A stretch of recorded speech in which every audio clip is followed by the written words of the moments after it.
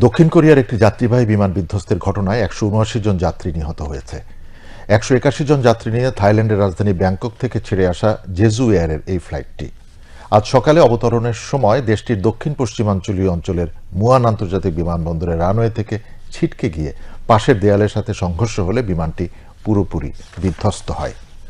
কর্তৃপক্ষের ধারণা, বিমানটির ল্যান্ডিং গিয়ারে ত্রুটি দেখা দেওয়ার পর হয়তো এটি ক্র্যাশ ল্যান্ডিং করতে বাধ্য হয়।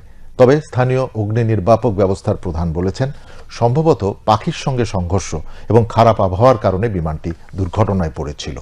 বিস্তারিত দেখুন ডেস্ক রিপোর্টে।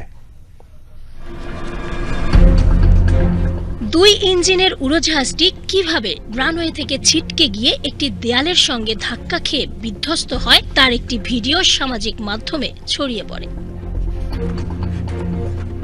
ভিডিওতে দেখা যায় উড়োজাহাজটি দ্রুত গতিতে রানওয়ে থেকে ছিটকে গিয়ে একটি দেয়ালের সঙ্গে ধাক্কা খায়। সঙ্গে সঙ্গেই উড়োজাহাজটি বিধ্বস্ত হয়ে আগুনের কুণ্ডে পরিণত হয়। কয়েক সেকেন্ডের মধ্যেই বিশাল কালো ধোঁয়ার কুণ্ডলিতে আকাশ ছেয়ে যায়। আন্তর্জাতিক গণমাধ্যমের প্রতিবেদনগুলোতে বলা হয়েছে, প্রাথমিকভাবে মনে হয়েছে বিধ্বস্ত হওয়ার কয়েক সেকেন্ড আগে উড়োজাহাজটি এর পেটের ওপর ভর করে অবতরণের চেষ্টা করছিল। সম্ভবত এর ল্যান্ডিং গিয়ারগুলো পুরোপুরি খোলেনি।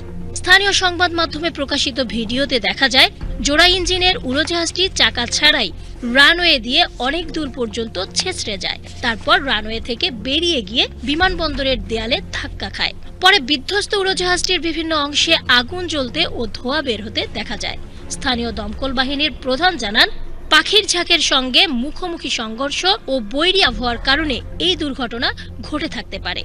দক্ষিণ কোরিয়ার স্থানীয় গণমাধ্যম জানিয়েছে, উড়োজাহাজটিতে ৬ ক্রু সদস্য সহ ১৮১ জন আরোহী ছিলেন। তাদের মধ্যে ২ জনকে জীবিত উদ্ধার করা হয়েছে। তাদের একজন যাত্রী ও একজন ফ্লাইট অ্যাটেন্ডেন্ট।